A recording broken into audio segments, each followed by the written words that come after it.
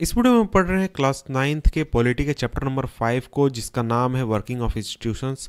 और यह video number 3 इस चैप्टर का। इसके पहले 2 वीडियोस के मैंने इस चैप्टर के ऊपर, तो अगर आपने उन वीडियोस को नहीं देखा तो नीचे डिस्क्रिप्शन में जाएं, जहां पर प्लेलिस्ट का लिंक है, जिससे आप सारे वीडियोस देख सकते हैं। तो देखिए, इस वीडियो में हम शुरू कर रहे हैं टॉपिक नंबर 5.2, जिसका नाम है पार्लियामेंट। और पिछले वीडियो में हमने 5.1 को हमने कंप्लीट कर लिया था। और आइए हम शुरुआत करते हैं टॉपिक नंबर 5.2। तो देखिए, टॉपिक नंबर 5.2 में हम पार्लियामेंट के बारे में पढ़ने वाले हैं। और यहाँ जैसे ही हम इस टॉपिक को शुरू करते हैं तो आपसे क्वेश्चन पूछा गया कि आपने जो ऑफिस मेमोरेंडम वाला एग्जाम्पल देखा था पहले वाले वीडियो में, तो क्या आपको वहाँ पर पार्लियामेंट का रोल याद है कि वहाँ पर पार्लियामेंट का रोल उस डिसीजन में क्या था? तो वहाँ पर आपने पार्लियामेंट का कोई भी रोल नहीं देखा था। उसका रीज़न ये था कि जो डिसीजन था वो पार्लियामेंट के द्वारा नहीं लिया गया था, और एक तरीके से आप सोच सकते हैं कि उसमें पार्लियामेंट का कोई भी रोल नहीं था। तो चलिए वापस चलते हैं उस स्टोरी पर, देखते हैं कि पार्लियामेंट वहाँ पर क्या रोल अदा किया था पार्लियामेंट ने उस डिसीजन में, और किस तरीके से पार्लियामेंट का वहाँ पर रोल था। तो आगे अगर हम बढ़ें तो यहाँ पर हमको कुछ पॉइंट्स दिए गए हैं, जिसको कंप्लीट करके कहा गया है कि हम याद कर सकते हैं कि वहाँ पर हमने क्या पढ़ा था। तो यहाँ पर देखिए लिखा गया, the report of the Mandal commission was discussed in parliament, यानी पार्लियामेंट में मंडल कमीशन के रिपोर्ट को डिस्कस किया गया। इसके बाद the president of India mentioned this in his address of parliament, यानी पार्लियामेंट को एड्रेस करते समय प्रेसिडेंट ने इस बात को मेंशन किया। The prime minister made a decision, तो यानी कि प्राइम मिनिस्टर ने जो डिसीजन लिया उसको फिर जाकर वहाँ पर पार्लियामेंट में बताया भी लोगों को। तो देखिए, यहाँ पर अगर हम देखें तो इस पूरे प्रोसेस में जो डिसीजन था वो डायरेक्टली पार्लियामेंट द्वारा नहीं लिया गया था, लेकिन जो पार्लियामेंट के जो डिस्कशंस हुए थे उस टॉपिक के ऊपर और जो रिपोर्ट्स पार्लियामेंट द्वारा दिए गए थे, वो एक तरीके से उसने बहुत इंपॉर्टेंट रोल अदा किया कि जो डिसीजन का जो इन्फ्लुएंस था, या फिर जो उसका किस तरीके से उस डिसीजन को इम्प्लीमेंट किया जाएगा गवर्नमेंट द्वारा, इस चीज़ को पार्लियामेंट के डिस्कशंस या फिर पार्लियामेंट ने डायरेक्टली बहुत ज़्यादा उसको इन्फ्लुएंस किया था। और पार्लियामेंट ने एक तरीके से सरकार के ऊपर प्रेशर बनाया कि आप इस तरीके से इस नियम को लागू कीजिए, आप अपने मन के अनुसार मत चलिए, बल्कि जो मंडल रिकमेंडेशन है उसको आप लागू कीजिए। तो इस काम में पार्लियामेंट ने बहुत ज़्यादा इंपॉर्टेंट रोल अदा किया था। तो देखिए, यहाँ पर एक चीज़ आपको ध्यान देनी चाहिए कि देखिए, जो पार्लियामेंट है अगर वो इस डिसीजन के फेवर में नहीं होती तो जो गवर्नमेंट है वो इस डिसीजन के साथ आगे नहीं जा सकती थी, यानी कि इस डिसीजन को लागू नहीं कर सकती थी। और आप सोच सकते हैं क्यों? तो देखिए, वहाँ पर यानी कि जो पहले हमने पढ़ा था पार्लियामेंट के बारे में, उसको हम यहाँ पर याद कर लेते हैं कि देखिए कि पार्लियामेंट अगर एक तरीके से इस डिसीजन के फेवर में नहीं होती तो वो क्या कर सकती थी कैबिनेट के डिसीजन को अप्रूव, मतलब कैंसिल करने के लिए। तो उसमें सिंपली वो सरकार को गिरा सकती थी, और भी बहुत सारी चीज़ें हैं जो वो कर सकती थी। तो इसी के साथ हमारा नेक्स्ट टॉपिक हमारे सामने आ जाता है, why do we need a parliament. आखिर हमें पार्लियामेंट की ज़रूरत ही क्यों है? जो सरकार है वो जब फैसले ले सकती है बिना पार्लियामेंट के मर्जी के, यानी बिना पार्लियामेंट से पूछे, तो आखिर हम पार्लियामेंट की बात यहाँ पर क्यों करें और पार्लियामेंट की हमें ज़रूरत क्यों है? इस चीज़ को यहाँ पर हम देख लेते हैं। तो देखिए, जितनी भी डेमोक्रेसीज वर्ल्ड में, चाहे वो इंडिया की बात करें, यूएसए की बात करें, या फिर किसी और कंट्री की बात करें, तो वहाँ पर आपको एक असेंबली देखने को मिलेगी जहाँ पर लोगों द्वारा चुने गए रिप्रेजेंटेटिव जो हैं वो अपने एक तरीके से जो जनता के पावर है उसको रिप्रेजेंट करते हैं, और एक तरीके से लोगों के बदले में एक पॉलिटिकल अथॉरिटी वहाँ पर शो करते हैं या फिर उसको एक्सरसाइज करते हैं। और इंडिया में अगर हम बात करें तो इसी तरीके के नेशनल असेंबली को, जहाँ पर जो इलेक्टेड रिप्रेजेंटेटिव है वो आते हैं, उसे हम पार्लियामेंट कहते हैं। और अगर हम स्टेट लेवल पर बात करें तो इस असेंबली को लेजिस्लेचर या फिर लेजिस्लेटिव असेंबली कहा जाता है। तो देखिए, अलग अलग देशों की बात करें तो अलग अलग देशों में नाम जो है वो आपको अलग अलग मिल सकता है। कुछ देशों में पार्लियामेंट कहा जाता है, इंडिया में संसद कहा जाता है, और भी बहुत सारे नाम आपको देखने को मिल जाएंगे। लेकिन उनका जो पॉलिटिकल अथॉरिटी होता है, यानी उनके पास जो पावर होते हैं, वो पूरे वर्ल्ड में आपको लगभग एक जैसे मिलेंगे, यानी थोड़ा ऊपर नीचे होता है, कहीं पे कुछ ज़्यादा पावर्स है पार्लियामेंट के पास, कहीं पे कम पावर्स हैं। तो इसलिए जो एक तरीके का पैटर्न है वो आपको पूरी दुनिया में सेम देखने को मिलेगा। तो देखिए, कुछ एक तरीके से पावर्स या फिर हम इंपॉर्टेंस देख लेते हैं पार्लियामेंट के, कि आखिर पार्लियामेंट के पास क्या क्या पावर्स हैं। तो देखिए, यहाँ पर पहला जो पॉइंट लिखा गया उसमें लिखा गया parliament is the final authority for making laws in the country. यानी कि जो भी नियम कानून बनाने होंगे किसी भी देश में, चाहे आप इंडिया की बात करें, यूएसए की बात करें, तो जो पार्लियामेंट है वो एक तरीके की फाइनल अथॉरिटी होगी, यानी उसके मर्जी के बिना आप कोई भी कानून नहीं बना सकते, कोई भी कानून चेंज नहीं कर सकते। तो देखिए ये जो टास्क है लॉ मेकिंग का, यानी कानून बनाने का या फिर लेजिस्लेशन का, ये इतना इंपॉर्टेंट है कि जो असेंबलीज हैं उनको लेजिस्लेचर कहा जाता है, और जो पार्लियामेंट है पूरी दुनिया में वो लॉज, नए लॉज बनाते हैं या फिर पुराने लॉज को चेंज करते हैं, या फिर पुराने लॉज जो है उसको एबॉलिश भी करते हैं और उनके जगह पर नए लॉज बनाते हैं। तो इंडिया में भी आप जानते हैं कि इंडिया में भी बिना पार्लियामेंट के परमिशन के आप कोई भी कानून नहीं बना सकते हैं। हाँ, अध्यादेश आ सकता है लेकिन वो कुछ समय के लिए होता है, वो परमानेंट नहीं होता है। तो आपको कानून बनाने के लिए पार्लियामेंट का परमिशन लेना ही होगा। और इसके बाद अगर हम सेकंड पॉइंट को देखें तो सेकंड पॉइंट में कहा जा रहा है parliaments all over the world exercise some control over those who run the government. यानी जो पार्लियामेंट है उसके पास किसी न किसी तरीके से सरकार के ऊपर कंट्रोल होता है। यानी कि जैसे इंडिया में आप देखते हैं तो इंडिया में जो सरकार बनती है, सरकार को पार्लियामेंट में बहुमत प्रूफ करना होता है। तो उसी तरीके से पूरी दुनिया में जितने भी पार्लियामेंट है उनके पास किसी न किसी तरीके से सरकार का कंट्रोल पार्लियामेंट के पास होता है। बहुत सारे कंट्री में जैसे कि इंडिया है, वहाँ पर जो कंट्रोल है वो डायरेक्ट है और फुल है। और इसके अलावा बहुत सारे कंट्रीज़ है वहाँ पर सपोर्टिंग के रूप में पार्लियामेंट काम करती है, लेकिन जो कंट्रोल है वो काफ़ी ज़्यादा होता है पार्लियामेंट के पास। और जो गवर्नमेंट चलाते हैं वो कोई भी डिसीजन तभी ले सकते हैं जब उनको पार्लियामेंट का सपोर्ट मिले, पार्लियामेंट उनके फेवर में रहे। यानी कि अगर पार्लियामेंट उनके फेवर में नहीं रहती है तो वो कोई भी डिसीजन नहीं ले सकते हैं, कोई भी काम नहीं कर सकते हैं, क्योंकि पार्लियामेंट के पास सरकार का कंट्रोल है।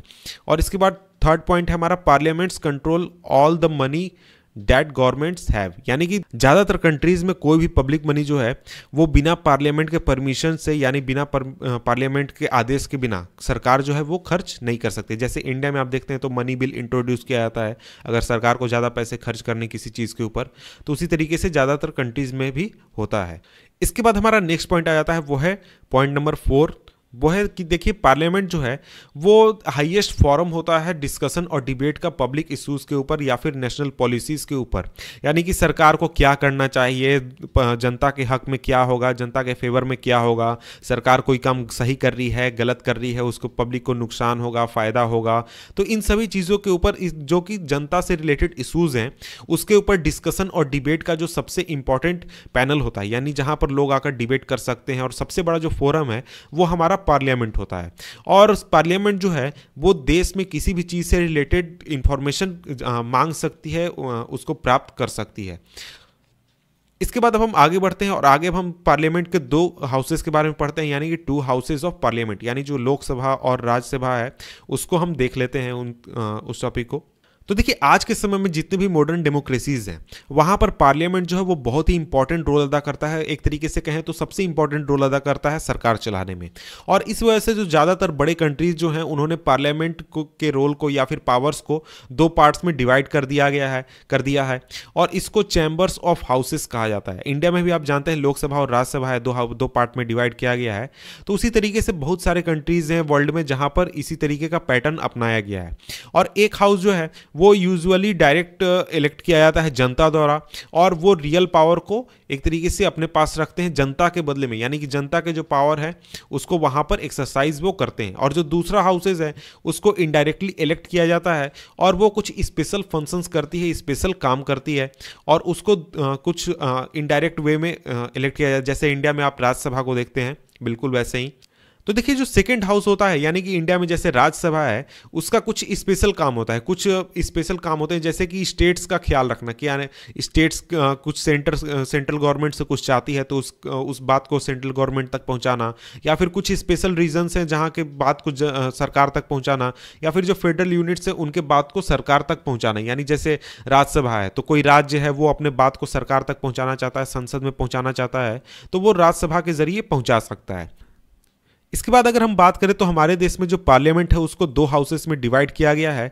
जो 2 हाउसेज हैं उनको कहा जाता है काउंसिल ऑफ स्टेट्स, पहला यानी कि राज्यसभा, और दूसरा है हाउस ऑफ द पीपल वो ये हो गया लोकसभा।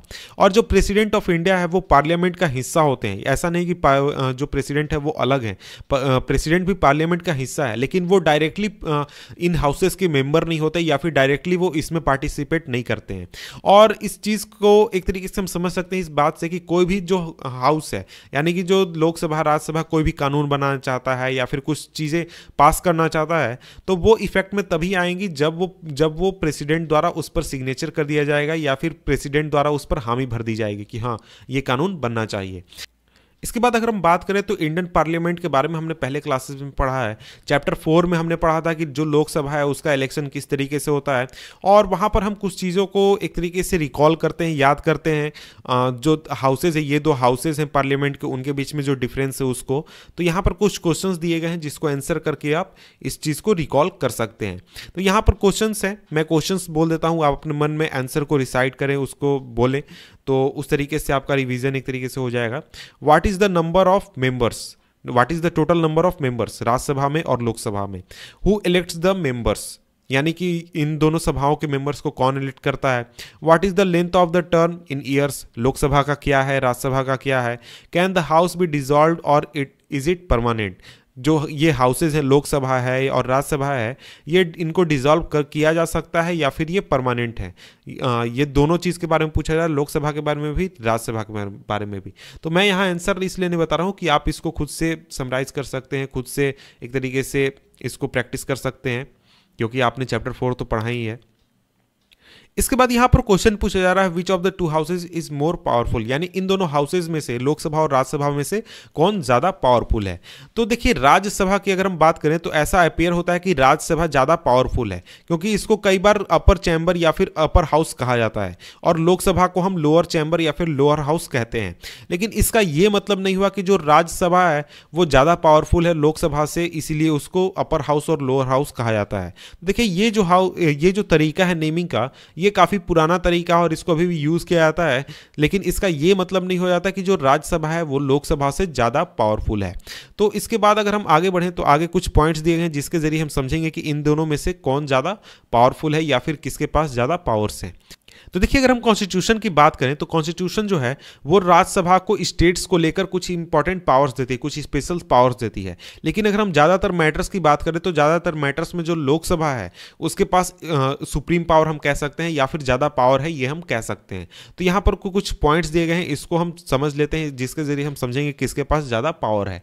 तो देखिए पहला पॉइंट कहता है any ordinary law needs to be passed by both the houses, यानी कोई भी जो कानून बनता है ऑर्डिनरी कानून, वो उसको बोथ द हाउसेज यानी दोनों हाउसेज से पास होना होता है। लेकिन कोई अगर किसी भी तरीके का डिफरेंस आता है इन दोनों हाउसेज के बीच में, तो जो फाइनल डिसीजन है उसको ज्वाइंट सेशन में लिया जाता है, यानी कि दोनों जो सदन है उसके जितने भी मेंबर्स हैं वो एक साथ बैठेंगे और एक साथ डिस्कशन करेंगे इस टॉपिक के ऊपर और फिर उसको पास करेंगे। तो आप जैसे कि जानते हैं कि जो लोकसभा है वहां पर जो मेंबर्स की संख्या है वो काफ़ी ज़्यादा है, इसलिए इस तरीके की मीटिंग में जो लोकसभा की मर्जी है वो ज़्यादातर चलती है। इसके बाद यहाँ पर सेकंड पॉइंट है, सेकंड पॉइंट में कहा जा रहा है Lok Sabha exercises more powers in money matters, यानी कि जो लोकसभा है उसको पैसे के मामले में ज़्यादा पावर्स दिए गए हैं। Once the Lok Sabha passes the budget of the government और any other money related law the Rajya Sabha can not reject it. तो यहाँ पर साफ कहा गया है कि लोकसभा जो है वो मनी से रिलेटेड कोई भी लॉ पास करती है या फिर कोई भी बजट पास करती है सरकार का, तो राज्यसभा जो है वो उसको रिजेक्ट नहीं कर सकती है।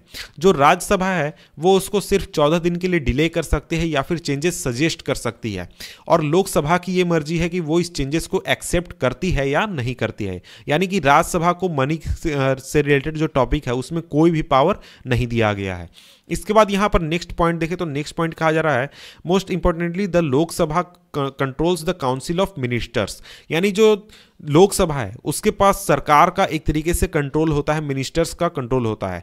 Only a person who enjoys the support of the majority of members in the Lok Sabha is appointed the prime minister, यानी कोई भी व्यक्ति या फिर कोई भी सरकार जिसके पास लोकसभा में समर्थन है, बहुमत, वही सरकार बना सकती है। ऐसा नहीं कि जिसके पास राज्यसभा में बहुमत है वो जाकर सरकार बना लेगा, ऐसा नहीं है। लोकसभा में उसको बहुमत प्रूफ करना है और वो आसानी से जाकर सरकार बना सकता है। अगर किसी पार्टी के पास, किसी व्यक्ति के पास राज्यसभा में बहुमत है, पूर्ण बहुमत है, लेकिन लोकसभा में नहीं है, तो वो सरकार नहीं बना सकता है।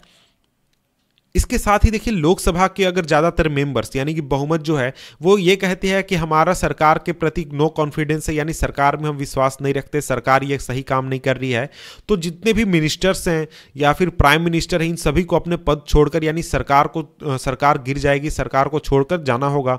और ये जो पावर है ये राज्यसभा के पास नहीं है, यानी कि राज्यसभा जो है वो डिस्कशन कर सकती है, डिबेट कर सकती है, सरकार से सवाल पूछ सकती है, लेकिन वो सरकार को गिरा नहीं सकती है, सरकार के पावर्स को खत्म नहीं कर सकती है। तो इस तरीके से हम समझते हैं कि जो लोकसभा है और राज्यसभा है उसके पावर्स में क्या डिफरेंस है। इसके बाद देखिए यहाँ पर जो ये टॉपिक है अ डे इन लोकसभा, इसको आप खुद से ही पढ़ लीजिए, ये आपके लिए ज़्यादा बेटर होगा। इसके बाद यहाँ पर आगे हम पढ़ेंगे टॉपिक नंबर 5.3, जिसको हम पढ़ेंगे नेक्स्ट वीडियो में, जिसका लिंक मैं नीचे डिस्क्रिप्शन में दे दूंगा। तो मिलते हैं आपसे हम नेक्स्ट वीडियो में। Good bye.